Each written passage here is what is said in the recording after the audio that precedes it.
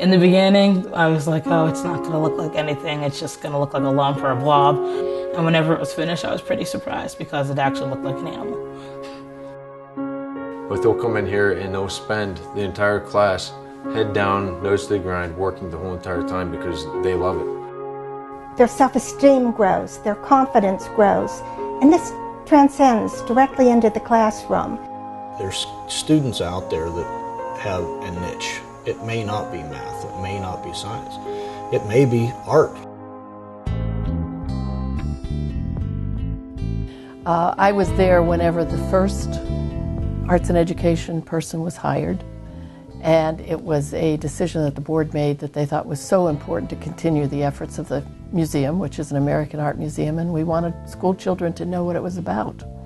We, of course, knew that taking real art into classrooms was the answer to children's creativity and their imagination and their opportunity to put their hands on art as we know it. I started working with Sam the first year I was at the school. I had 2 artists with me last year in my classroom setting. It allowed for the artist and myself to group teach the children and allow them to really expand what we can do in the arts. Each of these artists are very unique individuals. They have their own personalities, but they believe in what they do. They're true professionals. They love to teach. They love being around children, and we at SAMA love what they do. We've been privileged to have resident artists involved with our art classes. I think it's been an advantageous endeavor, not only to our art students, but to everybody involved coming and visiting. It also helps you with your confidence because all my life I've told myself I'm not very good at art and I'm not going to be like my other siblings.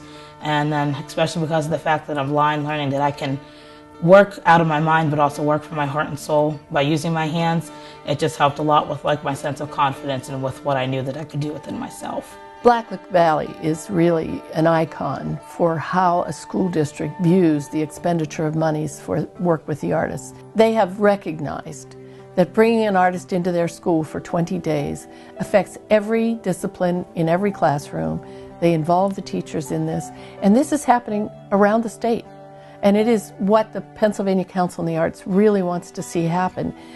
The residencies are worth every dime that we've ever paid for them. It's giving me a way to expand what I know and what I can teach. What they offer with the residencies is great. It's great to see artists come in, present what they do, show our students what they can do, because I think our kids are misled that art's just art. There's nothing I can do with it when I graduate from high school. The residencies have showed them that there is an option once they move on to the higher level, higher ed.